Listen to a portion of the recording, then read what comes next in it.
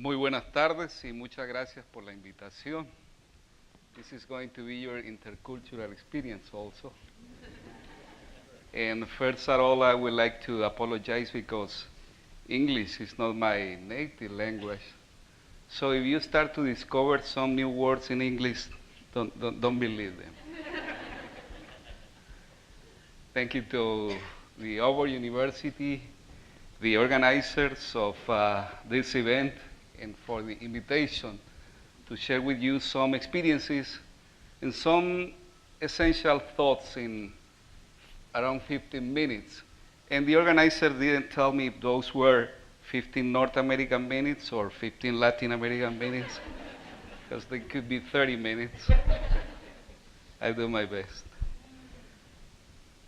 SIFAT, that's the program that I have the privilege to serve. It's a program based in Alabama and working around the world, developing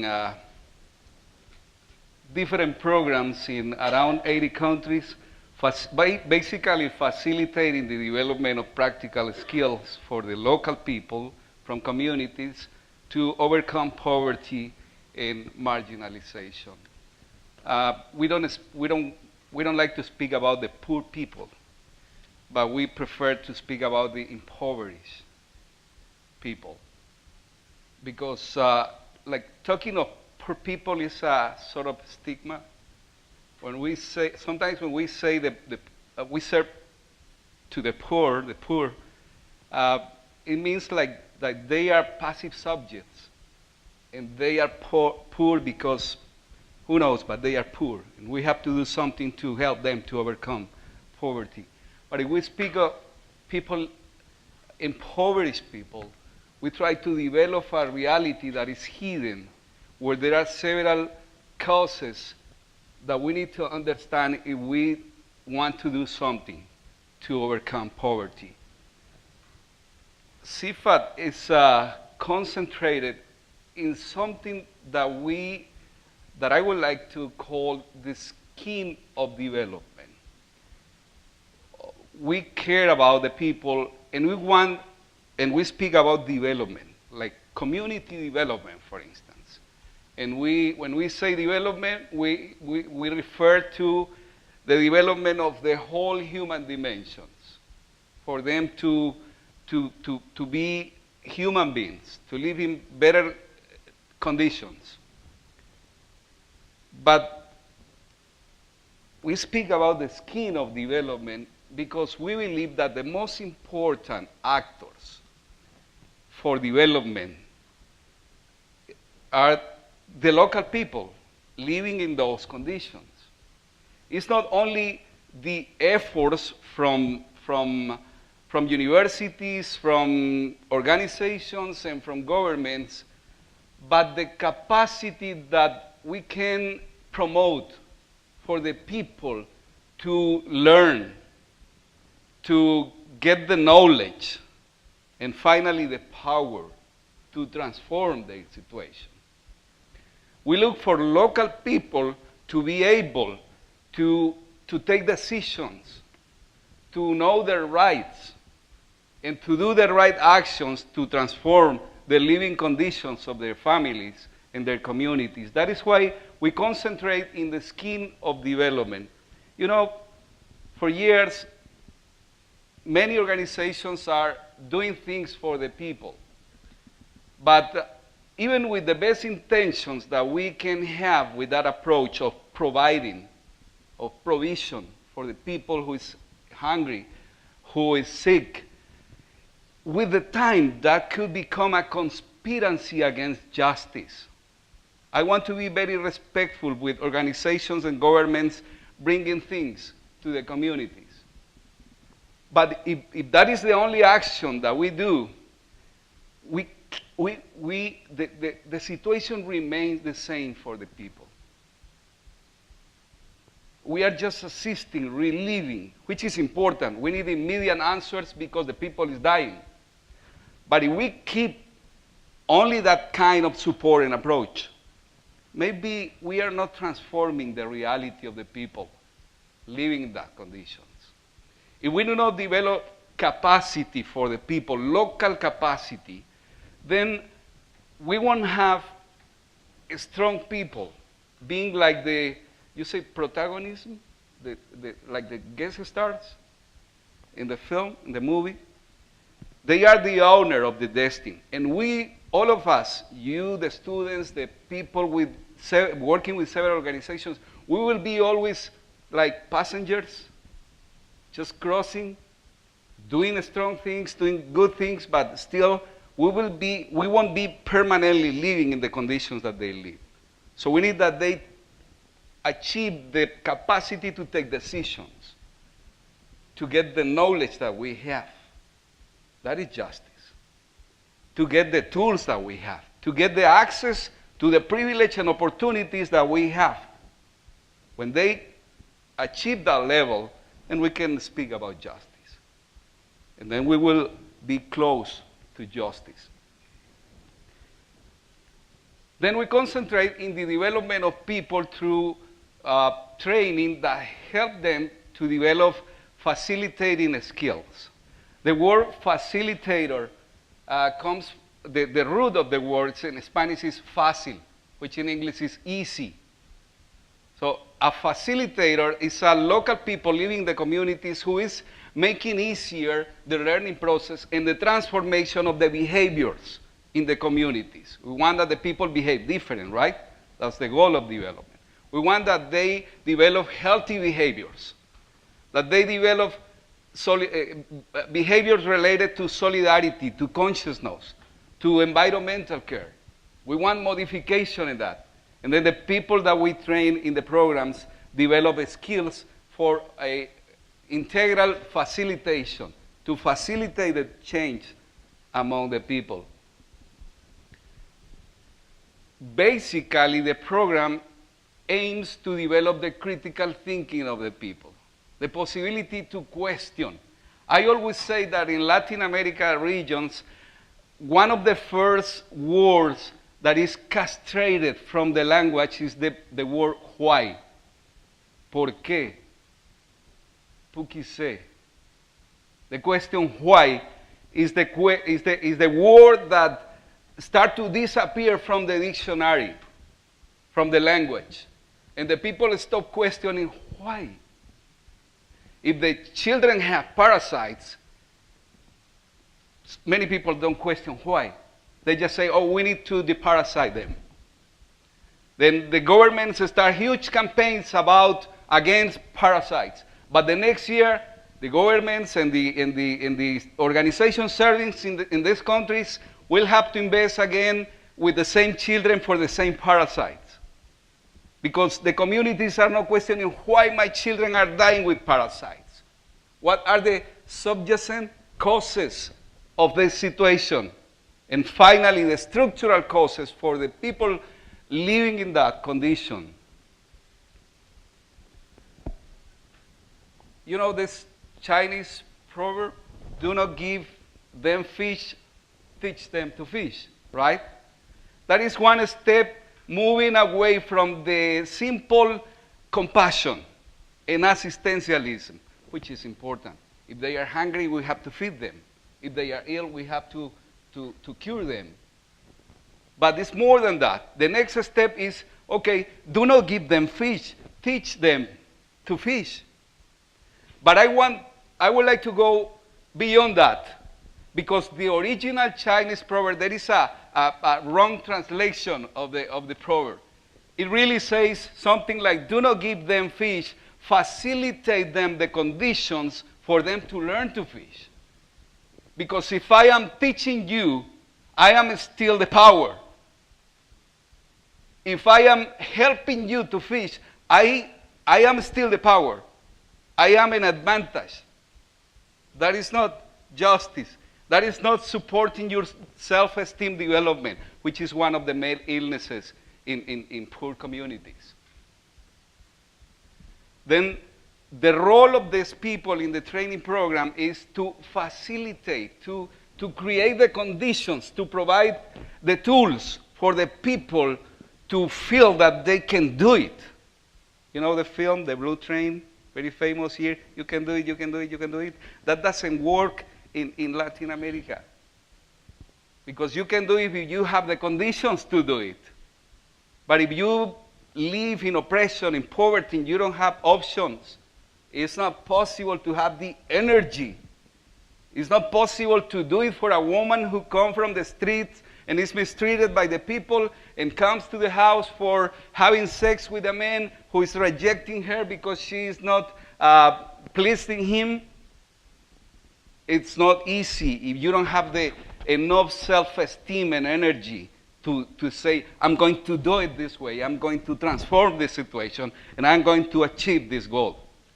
So we need to work with self-esteem with the people. The program is developing what we call community agents, which have several emphases or approach. Let me just mention a couple of them. The healthygenic model, it's opposed to the pathogenic model.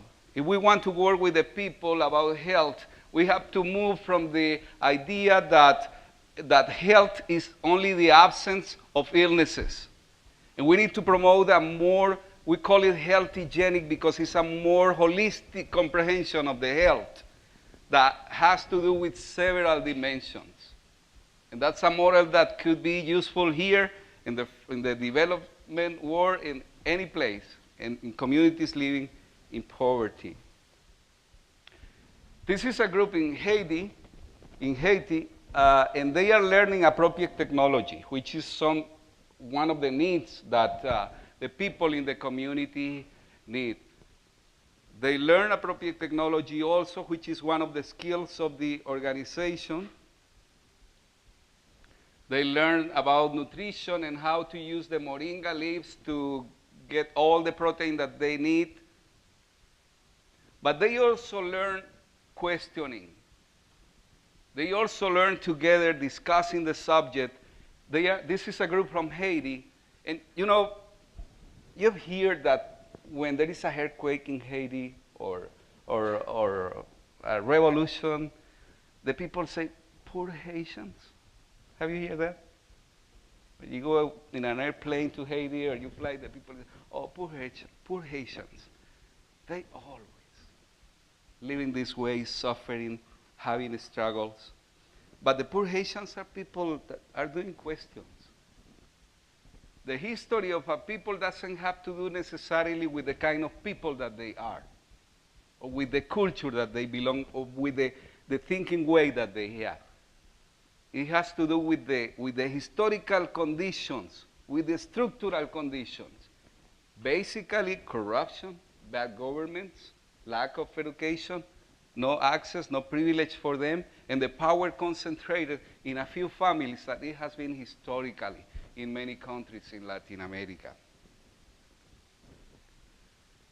Youth students in Honduras learning about alternatives, and I wanted to show you this picture because Honduras is now considered one of the highest rates of crimes in Latin America.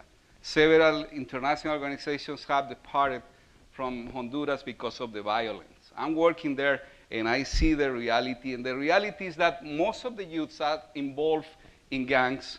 They call it Mara, and some of them are children of migrants who came to New York or California, and they were totally disturbed by a different system coming from the countryside, very poor areas in Honduras. The personality was disturbed, and they returned to Honduras and Central America, and they developed these criminal gangs in Central America. So there is a history behind that. It's not only that the youth wants to be criminals, but they don't have options.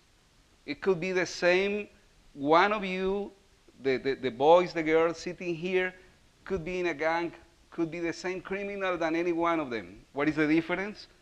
You had the opportunity. You had alternatives. They don't. They learn appropriate technology.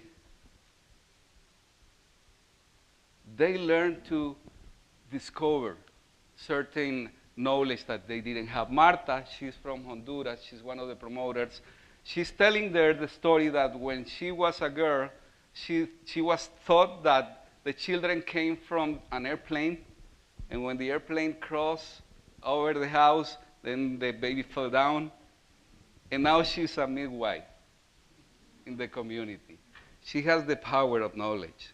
She had the opportunity for several organizations to discover the truth and to change the reality. They work together. What they learn, they teach it. That's the best way to learn. He's Roberto. He's a Garifuna. It's a Afro-Honduran group. And he's saying that what he has discovered is that he could change the chip that he had in his brain. And he thinks different now. He understands the reality, and he says that he's not poor because of the destiny or because somebody has to command and somebody has to obey. But they just simply haven't had the opportunity. All ages, they come, they learn, they teach, they transform the reality. And that's another bridge. People coming from the U.S., North Americans that I see every day, different and different. Probably you see, we see you as a different Latin American also. When medical brigades and other groups come to Latin America, I tell them, do not come only to the poor areas. Come to discuss with the intellectuals that we have. Come to discuss with the politicians, with the poets, with the people who have power and has interest in transforming the condition of these people. It's not only a land for compassion. It's a place for dignity where we can have a dialogue together like these people coming and doing, but learning also. And when I got my master program many years ago in Chicago, the kind of students that I had there, my classmates, North American youths, most of them were so indifferent to the reality. And I got very angry because they didn't understand the causes, the structural causes of poverty. I was with Dr. Katie in one of her classes a few months ago, and I'm just fascinated of how the new youth generation in the U.S. has changed. So critical, questioning everything.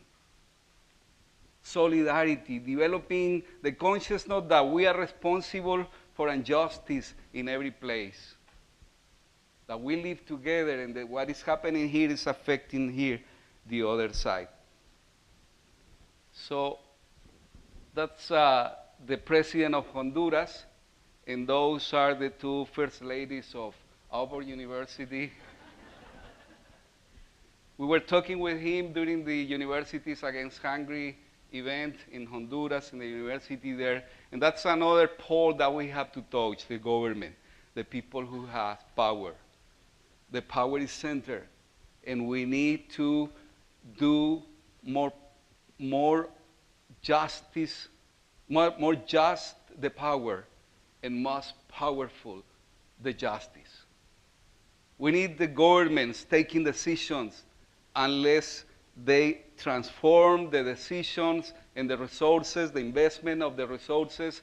It's not possible for any of us or universities or organizations to do something transformative in the communities. Let me show you the next slide just to end with this, because I learned that time and space are infinite, but with that clock in front of me, I know that time is not endless. So that's a group of children in the Garifuna communities in the Atlantic coast in Honduras, and you will see how creative they are. And with that creativity, with you together, with all of us together, with that creativity, we can overcome the structural causes of poverty. We need to be more critical. We need to be more cautious of the actions that we do. But thank you for the consciousness that people like you are developing. Thank you for questioning yourself. Thank you for questioning each other, your culture, your cultural patterns, and the ideas that we have had that the North Americans are proud and the Latin Americans are lazy. Let's think different about us, and let's find together in a creative way like these children to play together a new song for Latin America, for the US, for everybody around the world. Thank you.